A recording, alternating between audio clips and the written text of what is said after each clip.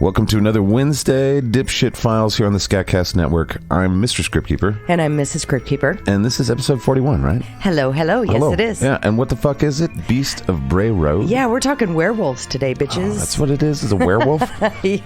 Well, we don't know. Dog man? We don't know. Dog man. Canis lupus guy? Maybe. Oh, fuck.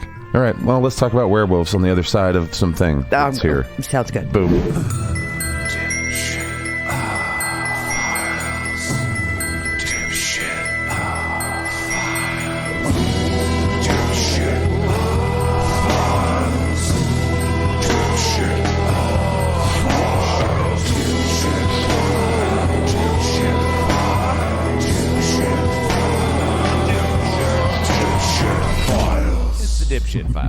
The concept of a werewolf or wolfman is a pretty common one. We often associate them with the classic Universal monster movies of the 50s and 60s. These creatures have long moved on from being feared and are now looked at as imaginative interpretations of old European stories. In fact, they do kind of belong in the same category as, well, Frankenstein, the Invisible Man, and Dracula. But have you ever stopped to think about how horrifying the idea of a wolfman actually is? Right. I hadn't until I started doing research in this, and some of these eyewitness accounts we're going to cover creep me out. This is the thing that terrified me the most as a kid, by the way. Oh, werewolves. That was really? I leaned into them because my dad was like, "Hey, check out this werewolf show," and I'm like, "Okay, Dad." But nightmares and after nightmares about it. Wow, really? And my first, and I never published shit, but I wrote a novel about werewolves and like kids. Oh, it was like a Stand By Me with werewolves. Oh, yikes. When I was like 10 or 11. Well, you know, I never embraced the idea of how fearful it would be until I was doing my research and I actually was listening to these things and reading these things and looking into it. And was like, wolves are spooky by themselves. They're huge. I don't find wolves They're spooky. fucking huge. And then you get a person with some legs popping out their asses. I don't like it. I don't like the... Well, imagine a part man, part wolf hybrid confronting you on a quiet forest road. I mean, how would you react? Driving fast. I guess that you could probably be frozen in fear when faced with such a savage creature. That would be my thing. I'd be like frozen. Yeah, I'd shit myself and pass out. Today we'll be moving away from the fantasy Hollywood depiction of the Wolfman, and we're going to be discussing a lesser-known cryptid of North America. We're going to be talking about the Dogman, also referred to as the Beast of Bray Road in the Midwest.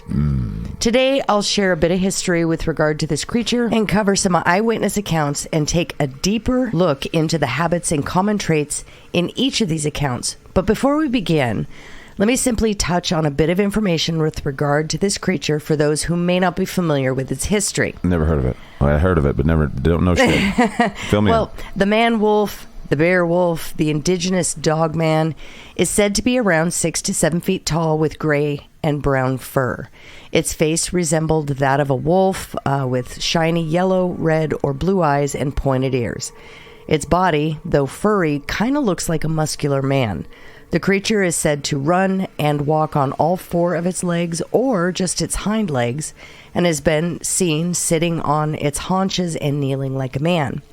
Some people believe it's a werewolf, others that it's a Bigfoot, and some believe that it is a yet unidentified species. It's Grandpa. Though it has never attacked anyone, some witnesses claim that it has acted aggressively, running at them and jumping on their vehicles.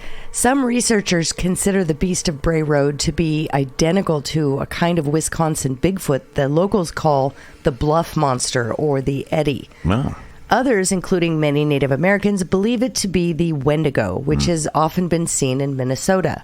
Others believe that it is just simply a misidentified wolf, a bear, or a large feral dog. This cryptid, also sometimes referred to as the Michigan Dogman or Wisconsin werewolf, this thing gets around, is a creature that was first seen in the late 19th century. In 1887, several witnesses in Wexford County, Michigan, saw a creature they described as 7 feet tall, a blue-eyed or amber-eyed bipedal canine-like animal with a human torso. They saw his eye color? Yeah. Okay. Now, these witnesses also reported that the howl of the dogman sounded similar to a human screeching. It's interesting that the eye color of the creature appears to change from account to account. Now, in my research, I read that some of the accounts say the eyes were red, others amber, others yellow, and some even say that they're blue. Some even speculate that the creature can change its eye color to suit the current situation. It can appear amber-eyed to ward off other creatures, or maybe it can appear more human-like to potentially lure in an unsuspecting victim. The legend of the Dogman has struck fear into the minds of many campers and residents of Michigan and the surrounding states. Stories of the Dogmen are commonly told around campfires, and reports of sightings are spread all around as local legends. For this episode, I found a couple of encounters that I'm going to share because I found them intriguing. It's cryptid story time, bitches. The first witness account is one of the most famous stories associated with this cryptid. In 1936, a man by the name of Mark Shackleman was working for the St. Coletta Convent in the city of Racine. Racine borders Illinois and is a fairly small town. Mark was assigned to be the night watchman for the convent. His nights were typically not very exciting, and he mostly just walked around the perimeter of the convent And made unappreciated remarks to the nuns. and waited for his shift to be over. Located next to the convent was a graveyard for some of the indigenous people that had lived in the area. The graveyard was quite close to the convent, but Mark was instructed to stay on the church property while he was on shift and during his perimeter check.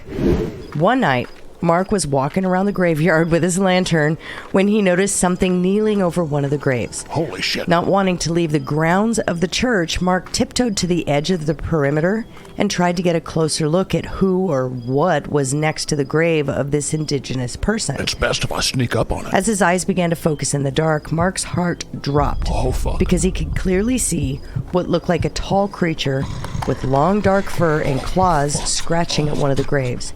He smelled the distinct odor of death. That guy needs a bath. Not wanting to abandon his duties, but too curious to let this thing go without a closer look, Mark simply walked towards the burial ground. I might be an idiot. Before he could get too close, however, the creature noticed Mark Oh, fuck. and took off running into the woods. And I pooped him. Mark knew the creature was too big to be a wolf, I wonder what species that purple grimace character is from McDonald's. and he was left scratching his head as to what he had just There witnessed. might be something wrong with our water. I mean, at this time, no one had any idea that these kind of things existed, at least in our society. So those were the things I saw. You saw a werewolf hanging out by a gravestone. I mean, I don't know what I saw. As your boss, Mark, I'm going to need to ask you to take a drug test. Oh, that's fair. May I see your pee? I'm sorry, please. Mark returned to his post and tried to shake off what he had just seen. It's fine. After all, he was hired to protect the church and not chase after creepy men like hairy animals. It's just shaking in the nunnery. So the next night before his shift, Mark returned to the burial plot to see if he could find any signs of the creature from the night before. He actually could clearly see large footprints that matched no animal that he had ever tracked. I've never tracked shit. They looked somewhat like wolf prints, but they were too long, and they looked too human to be of any known wolf in that area. I see. Mark decided to get a closer look at the grave that he had seen the creature kneeling over. The grave was unmarked, so he was unable to figure out who was resting 6 feet below the ground, but he could clearly see scratch marks on the headstone. I wasn't tripping. He could see clear marks from one of the claws, but the other marks were indicative of a potential injury or a malformation. What I wonder is that if a werewolf has dog beans under its little werewolf, like human feet with little beans, like little pads, or if it's got wolf feet, but then like finger I don't know. I wonder do they have heels? Do werewolves have dew claws? I don't know, right? That's weird. I know. Well, it appeared that a couple of the creature's fingers were, quote, withered. Dew claw. Something Mark was unable to see when he first observed the creature. But did they have padded beans, Mark? I don't know. This is what the people want to know. That night during his shift, Mark made his usual rounds around the perimeter of the convent, and he was eager to simply focus on his work, although he was curious as to what he had actually seen the night before. However, he wasn't quite sure that he really wanted to know. I mean, after all, would you? I don't think I would. Maybe. Yes. There's worse ways to die than being a curious asshole. I would want to know, but I don't think I would go explore. If people really want to catch these fucking things, they should go out into the woods with a suit of armor made of meat. Is that dumb? Sorry. Mark had a quiet start to the night of patrolling until a few hours had passed, and he began to hear a scratching sound coming from the graveyard near where he was standing. Mark wanted to run, but his curiosity had once again got the better of him, and he moved toward the noise. I'm a dumb fucking cunt. Even before he got to the burial ground, though, he could smell that same decaying stench as the night prior. I might have shit myself again. As the graveyard came into view, Mark could clearly see the creature kneeling over that same grave. And there is no God. He approached the creature, expecting it to react in the same way it had the prior night and run into the woods. But, Hey, buddy. to his surprise, the creature turned towards him and stood up straight. Oh, my pants are very warm. This creature was almost 7 feet tall, and it looked at Mark with its piercing amber eyes and let out a low growl. Okay. Pooped him. I would have shit myself. Check. Mark was absolutely frozen in place. He had not expected to confront the creature. I make $11 an hour. And at this point, he was sure he had never seen any animal like this before. This thing stood like a man, yet it looked like a wolf. Its tangled fur was shining in the moonlight, and after staring at Mark for what felt like an eternity, the creature did something that Mark would never have expected and would not soon forget. The creature spoke to him. Hey Mark, how's it going? I've been trying to get a hold of you about your car's extended warranty. Gadara. What the fuck is that? A single word. Is that like a funny hat? At this point, Mark was ready to get the fuck away from what he was seeing and return back to normal life. The creature bared its teeth at Mark and held its ground. Warm pants again. He began to pray for courage to make it through this experience, and then Mark slowly turned away and began to walk back towards the convent. The creature kept its eyes on him as he walked away, but did not follow. It's hard to walk in poopy pants. Mark was free from the grips of this awful beast, and he was relieved to have escaped this terrifying encounter. But now he has to think about that he lives on the earth with this thing. Right, it's him plus that now. Yeah. Mark never did see the creature again. However, for the rest of his time employed at the convent, he often smelled that same stench of rotting flesh that accompanied this creature, otherwise referred to as a dogman. Yet, he never did go out and explore. Good for him. Yeah. He'd often wonder if that thing was watching him from the shadows, waiting for a moment to strike. It's safe to say that Mark Shackelman was glad to never find out. One lingering mystery of this witness account is the word that the dogman spoke. Gadara. It's not a common word, nor does it have a common meaning. Some speculate that this is the actual name of the dogman, and that it was letting Mark know who he was dealing with. He's trying to have like an E.T. moment. But I know. Then all of a sudden the guy's like, "Whoa, fuck!" Yeah, He's like, "Oh, geez. Oh, okay, shit. That's how it's gonna be." Now he's afraid because I can speak. Some say it's a remnant of an ancient language that is no longer used, and still some say that it has biblical ties. Now, I did a little bit of research on this, and all the ancient language, it does have ties there, and it does have ties to the Bible as it relates to when, I guess, Jesus cast demons out and put them in pigs, and they ran off and jumped in. Yeah. So it has ties to that. That was his magical spell. Hibbity-gadora. This word has puzzled the minds of cryptozoologists and paranormal researchers for decades, and they're still searching for a satisfactory answer. Tripping balls. Now, our next eyewitness account comes from Paris, Michigan. A man by the name of Robert Forney, who was fishing on the Muskegon River one summer day. I like fish. He was 17 at the time, and fishing was one of his favorite pastimes. It's up there with beating it. The area by the river wasn't always the safest, however. Booger man. Wild dogs were known to show up in packs looking for a snack, and Robert knew this, so he always carried his rifle with him in case things got a little sketchy. You know it, bitch. But he was lucky enough to only have spotted these dogs a few times, and they never really gave him any real trouble. Because I'm bad as fuck. On this day, there were plenty of fish biting, and Robert was completely content just chilling and enjoying the nature around him. On this particular day, though, nature happened to get a little too up close and personal with Robert. Well, that doesn't sound fucking good. As Robert reeled in his latest catch, he noticed a couple of shapes moving through the tall grass around him. Yikes.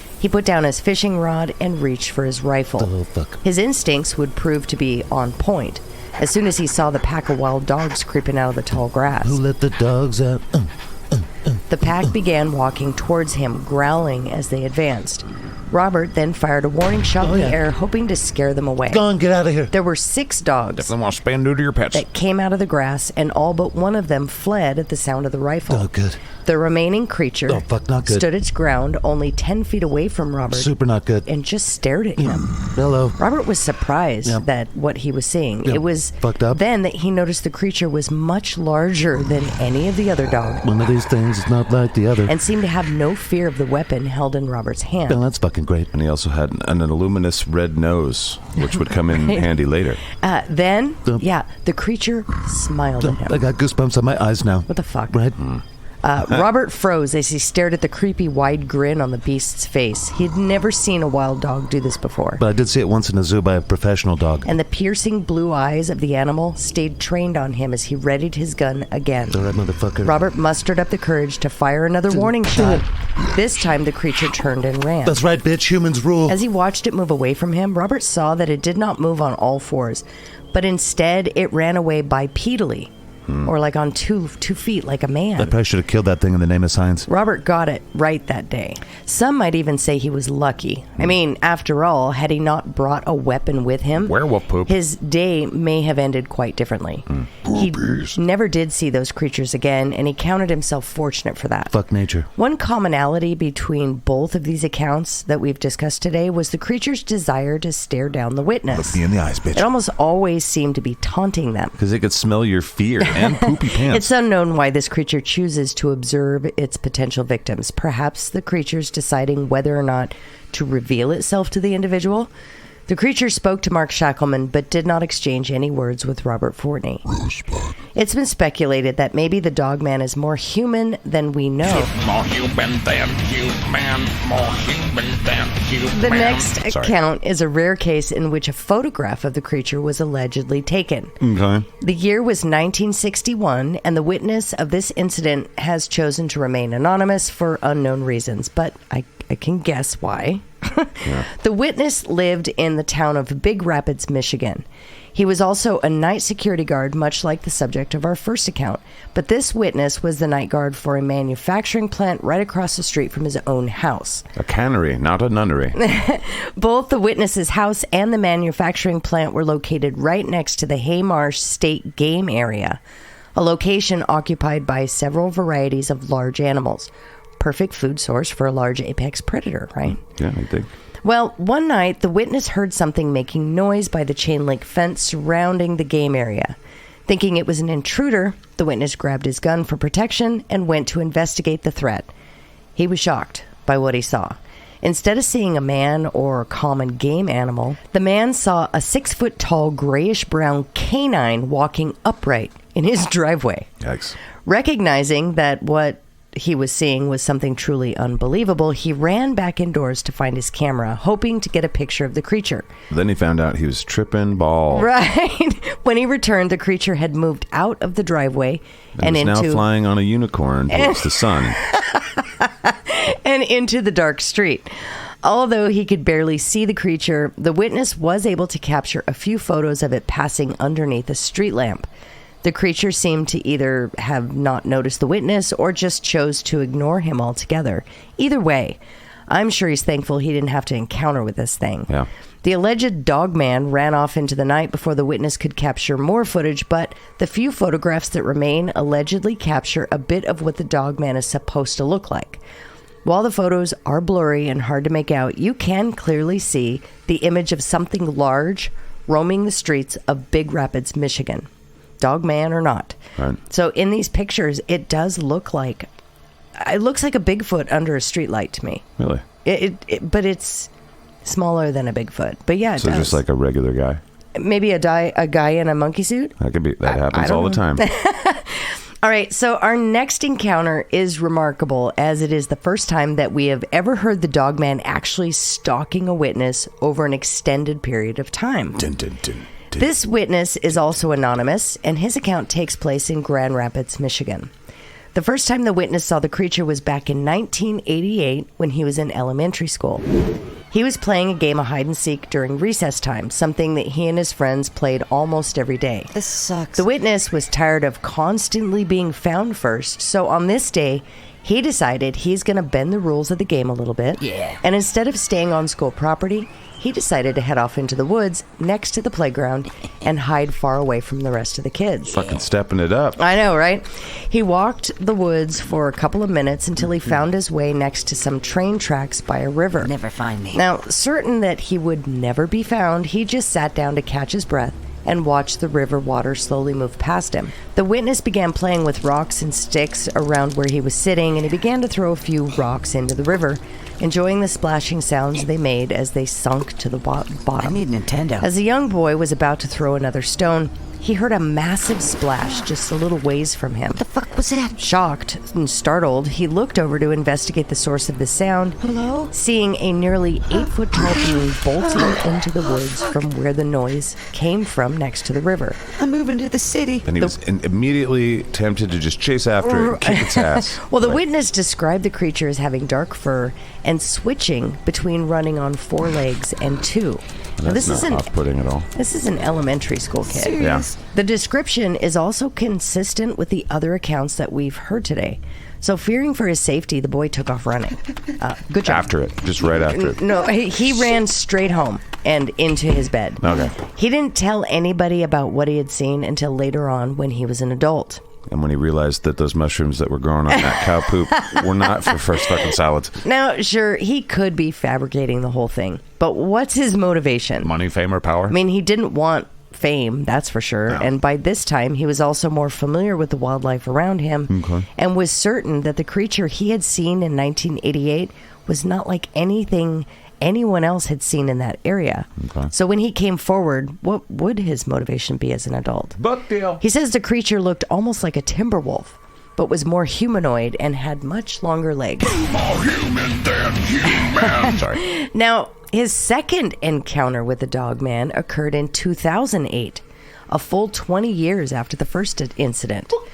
The man now had a family and was sleeping soundly in his bed when he was awakened by a thud on his roof. Santa? The man was immediately reminded of his initial encounter with the dog man, Hard to forget Dogman. and he had a strange feeling that whatever was on his roof was related to what he had seen all those years ago. That ain't fucking Santa. Exactly. He grabbed a machete. I thought that was funny. Nice. He went to his garage and grabbed a machete. Fuck yeah. To protect himself and headed outside to One check good it out. swing's all a guy like me needs.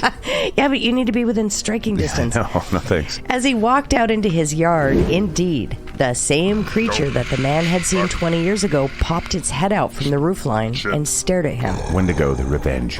The creature then leapt from the roof and bolted towards the tree line. When the creature reached the tree line, it stopped and stood up on 2 legs and just stared at him. The man, frozen in fear, stared back at the beast for about a full minute before the man worked up the courage to run after this thing. Fuck it, here we go. Yeah. I don't know why anybody would want to do that. Fight or flight's a weird thing. I'm an idiot. I wouldn't. I wouldn't either, I no. wouldn't chase that fucking thing. Machete in hand and preparing to attack, he started to close the space between them. The I wouldn't creature- chase after a deer. No, Honestly, I I'm wouldn't- not bear. I'm not doing that I'm shit. not a I'm not a chaser. But the creature didn't move. Instead, again, it began to smile at him. Dog. That really creeps me out. That is weird. When the man approached the dog man, it spoke a single word to him. Arby's. But I never did find what that word was. Rosebud. Arby's. The man froze in his tracks and felt a strange sense of calm wash over him as the creature sunk back into the woods with kind of like a supernatural power. He just kind of oozed on into the woods. I can't just walk. That would be I guess dumb. not. Well, the witness never saw this thing again. Thank fuck. So this is the second time we've heard of the creature speaking to someone, Right. albeit only a single word. Rosebud. It seems as though the creature recognized the man from all those years ago, and the creepy smile on its face seems to possibly indicate that this dog man was aware of who he was dealing with and advising the man to stop. Perhaps the creature was afraid of the man, or maybe it was sparing the man from getting into a battle that he knew he would lose.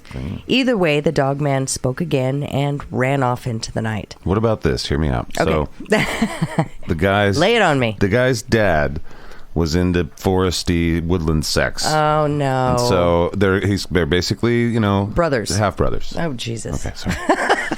This next account takes place in Elkhorn, Wisconsin. This time, the creature was spotted on Bray Road. Thankfully not Pickle Road, the next road over. This stretch of road would become the origin for the name of the dog man, the Beast of Bray Road. Right. It was a dark fall night in 1989, and around 1:30 a.m., Lori Andreezy was driving home from her job.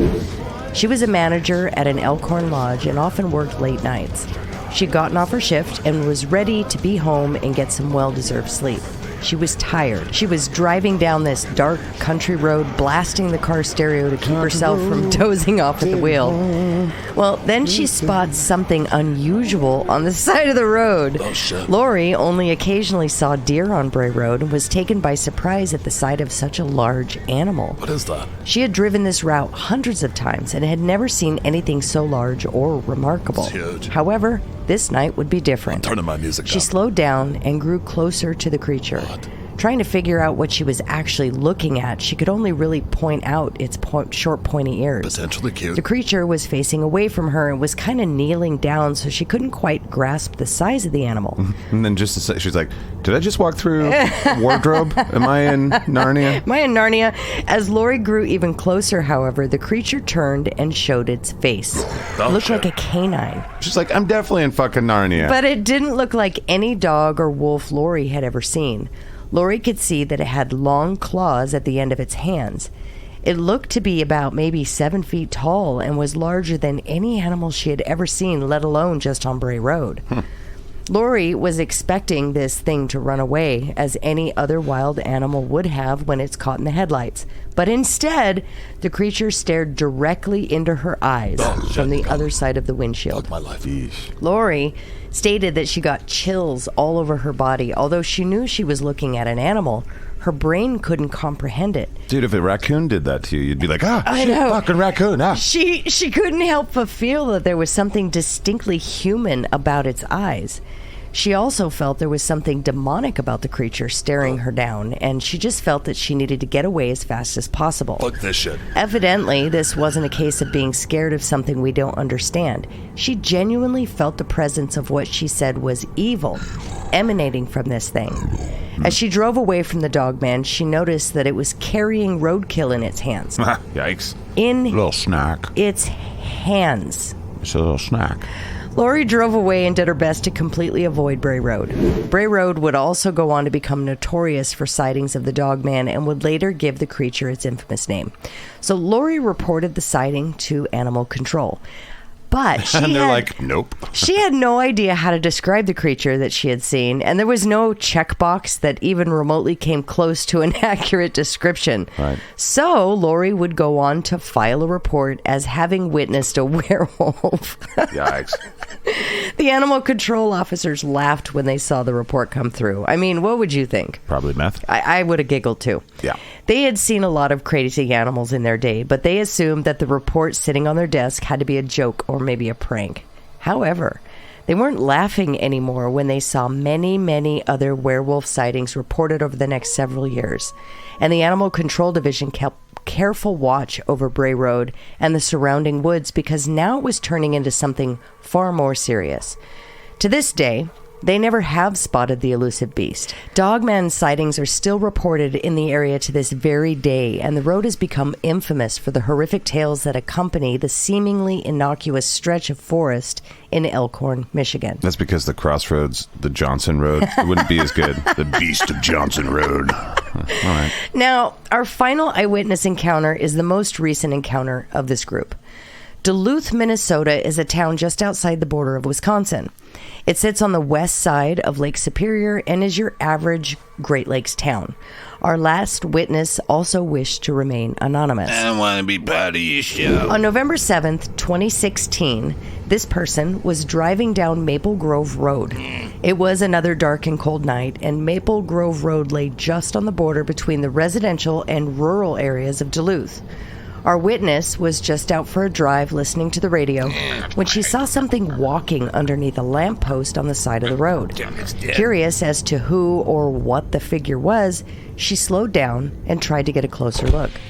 She was barely able to make out a large creature, nearly 7 feet tall, with a wolf-like face, a large snout, and short, pointed ears, hunched over near a lamppost. What the fuck am I doing? She totally could not believe what she was seeing. I can't believe it. This witness was aware of the legends of the dogman, and she could not shake the feeling that the creature she was seeing was the one that she had heard whispers of growing up. It's the one. She knew in that moment she's got to stop doing meth. Just as she moved in closer to get a better look, the creature runs off on all fours to a nearby field. It's creepy. She couldn't help but notice that the creature moved awkwardly, almost moved like a hunched-over gorilla, using its arms to support itself as the creature ran deeper into the field and out of sight of the eyewitness. The reality of the situation finally hit her. She was terrified and felt a cold feeling coming from the creature. It was as if her body knew that she had just escaped some terrible danger and was now dealing with all that shock at once. The witness just did not feel safe anymore, so she got back into her car to leave the area. Okay, this is the thing that I was like, what the fuck?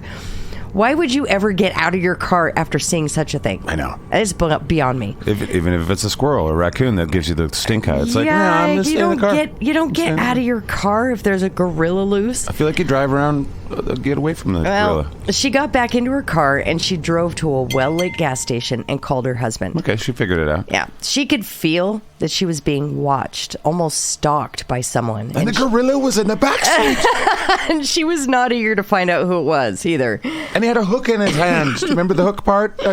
As she waited at the gas station for her husband to arrive, she tried to process more of what she had just seen. Fortunately, this witness was an artist, and she knew that she had to document what she had seen. After she and her husband drove back to their home, the artist would go on to sketch what she had seen so she could always be on the lookout for the same horrifying creature if in the future.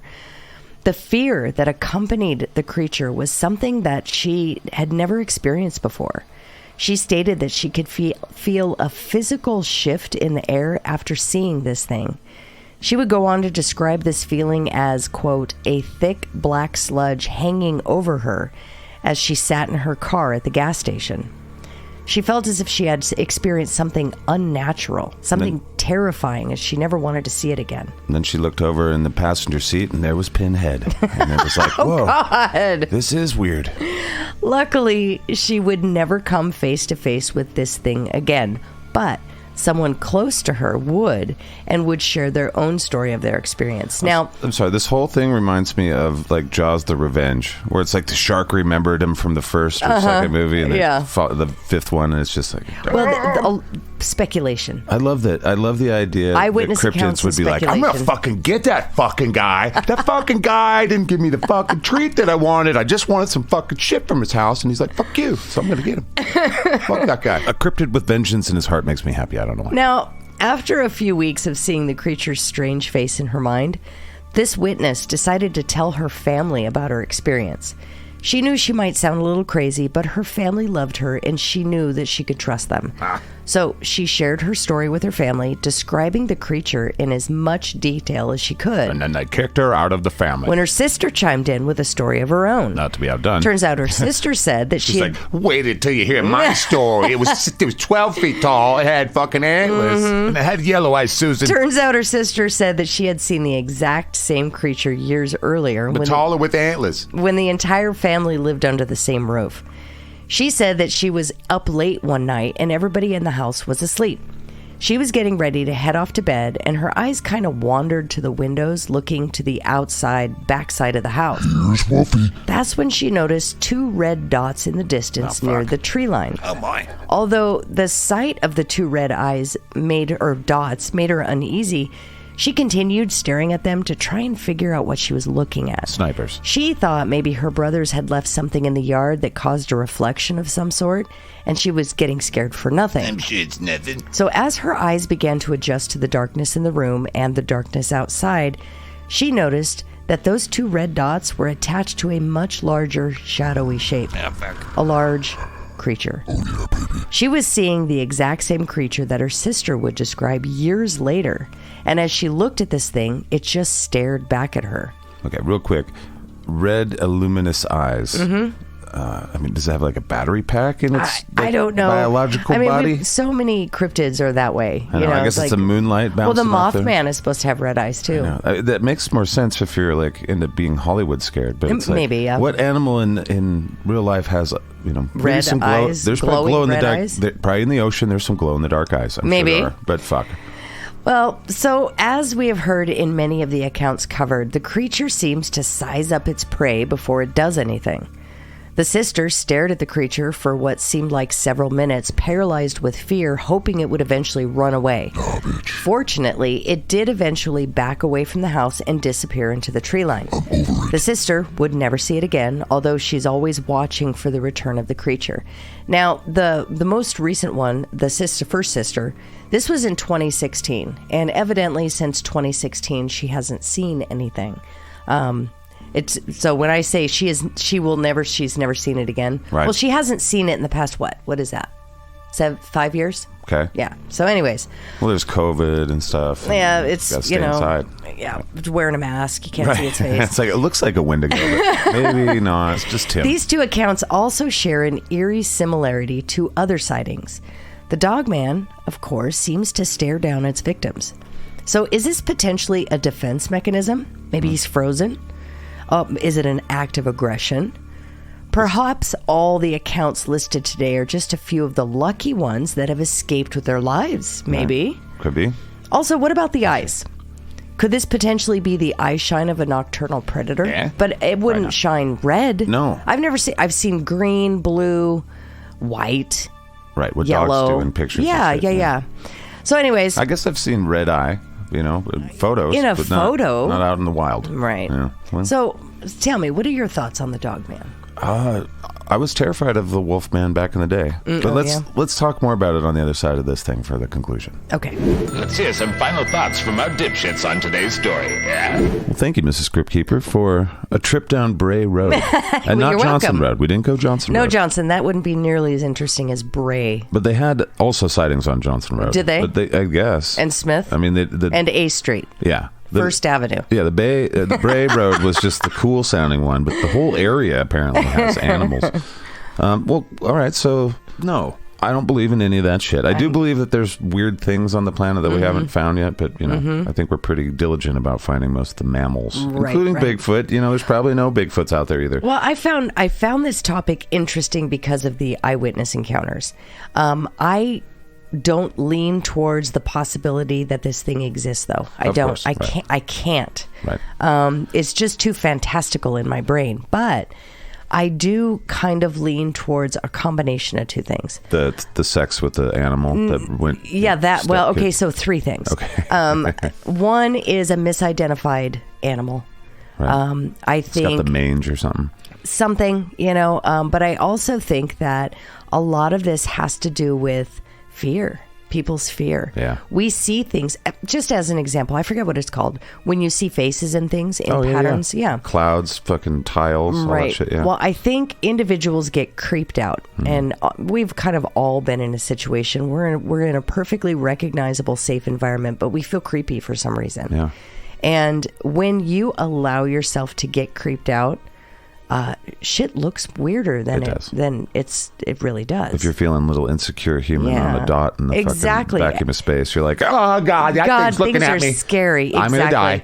And once you revisit a memory, it depends on when they shared these stories too. Once you revisit a memory over and over and over again, you start to change it. And add things. So I think a lot of that plays into these. Now, the one woman who was driving and she saw the dog man and got freaked out and called her husband and went to the gas station. I think there's more to that story. Right. I think why was she out on the road by herself in the first place? Secondly, drug deal. She called her husband instead of driving home. Why did she just not go home? That seemed awfully strange to me. Why did she call him to drive out to the gas station to what? Drive behind her as she drove home? So there's stuff in that story that doesn't make any sense. I don't get it. Well, and then the sister conveniently was like, "Oh yeah, I saw that thing. Right. I saw it too. But it is bigger and it had antlers. And I never said anything. And I punched it. I was badass. I punched it. And it never came around again. I saved you. I have a very difficult time wrapping my mind around any of these stories. Werewolf and wolfmen. Fun. Yes, but my Wendigo, fun. My brain can't. I know, me either. It just can't. Yeah. It's too unicorn for me. Right. It's silly that we live amongst bears. I mean, bears by themselves, it's Well, like, that's a creature from a storybook. It's a giant man-looking thing with big old biceps. It really is. And if But- you've ever seen the bone structure of a bear, it's very similar to human. Right, yeah. It really is. If it stood up in the wild, you'd be like, oh, that looks like a giant scary man. human. And they Right. growl, and their eyes might catch the light of the moon and Right. spook you out. It reminds me of my time running the Centennial Trail here in the Spokane area, which is just a pretty place to run along rivers and stuff and whatever. And Which is dangerous to run on now, by the way. yeah, You shouldn't be running on that. but because now. of the human. Yeah, animals, exactly. right? Not Yeah. animals, but the human animals. Right. I don't do that anymore. But I also don't like to stay in shape. So there's that. I like to, stay kind of less shapely. Yep. But Move as least amount as possible. yeah, that's my motto. Yeah. That was my New Year's Move from the resolution. desk to the couch. Yeah, I'm doing Occasionally a lot of, to the toilet and the shower. That's Yeah. right. I'm exercising in my brain about thinking about how I don't want to do things. I'm with you. But when I went, there's a couple stories when I ran that trail where I ran into moose. Oh, There was- yeah. And a moose from a distance away, if Yeah. you're not looking at it, if it's straight up, it could look like a person because you don't see the back legs and stuff. And it has this just shape that you've never seen. Right. I mean, unless you've seen moose before. But this motherfucking thing. They're huge. Yeah. And they're babies. They're right in that. so cute. They are cute, but they're huge too. Oh, yeah, they are. And But that they're could so be- cute. But I don't know about the smiling thing. But that is kind of creepy. I got close enough to see. Unless it was some moose. unless it was a mangy wolf and it bared its teeth.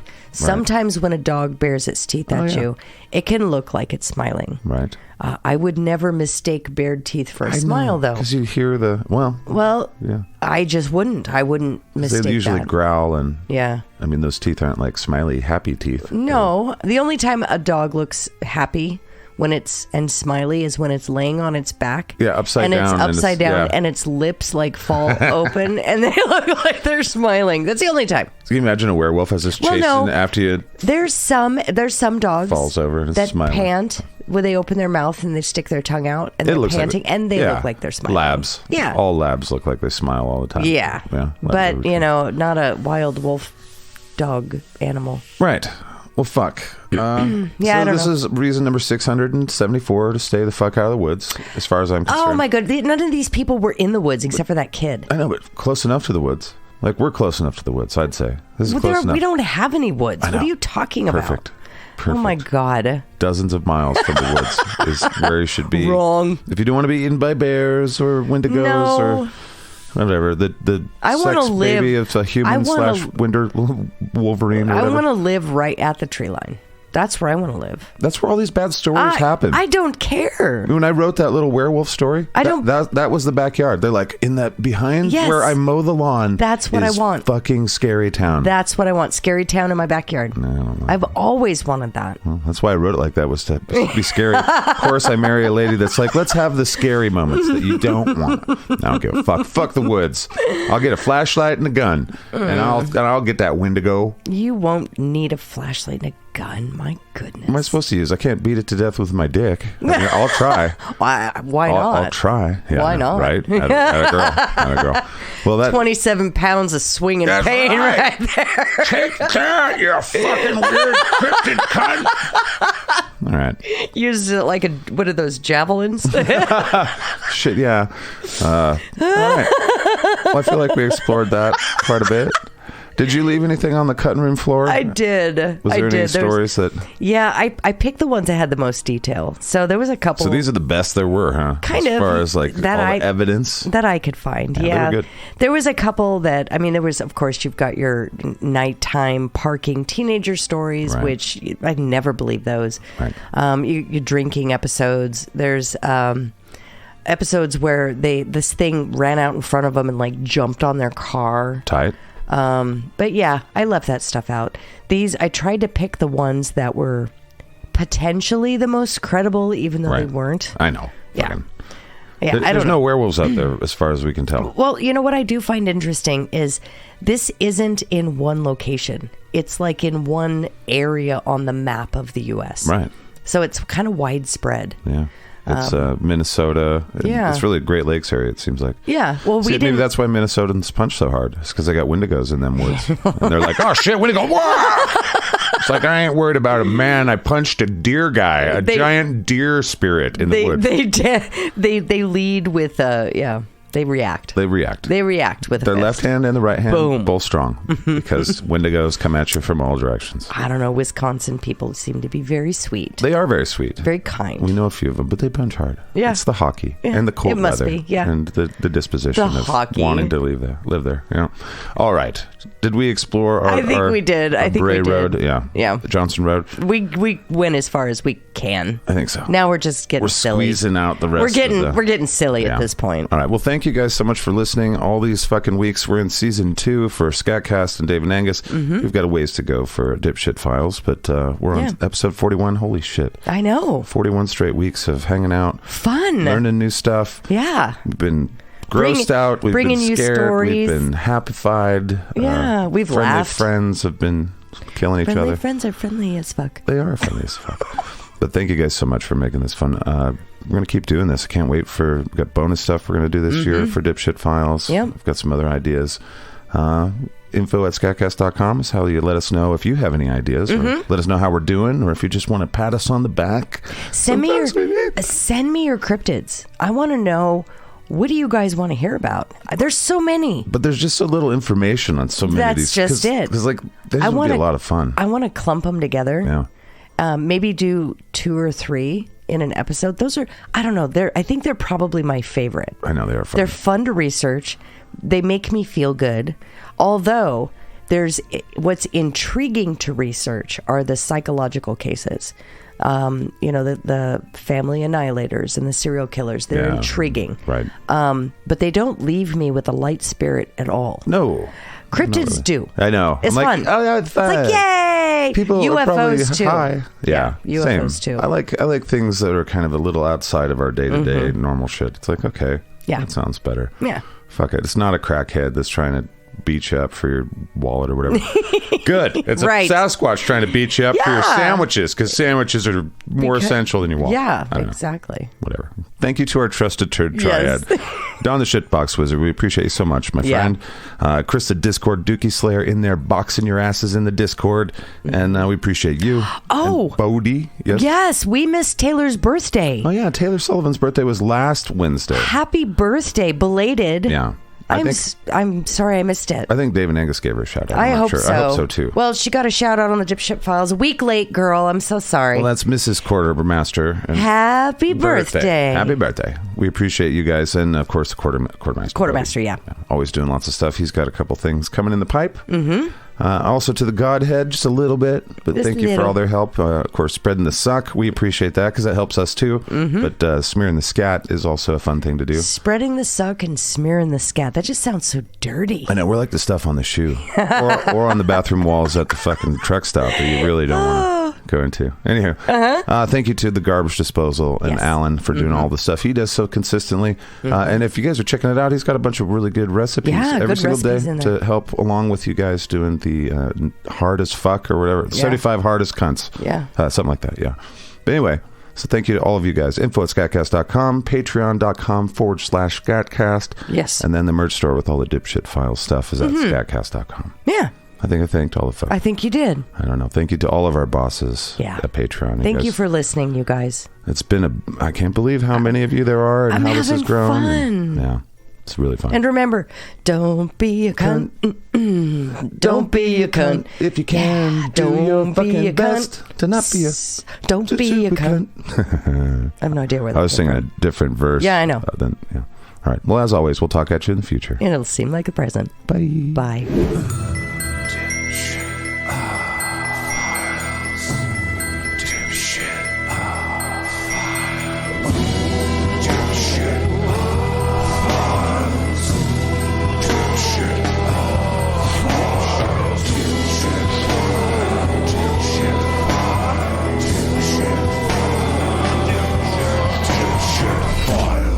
Dipshit File. Bing bong. Wow. You spit on me. I did. From a long way away.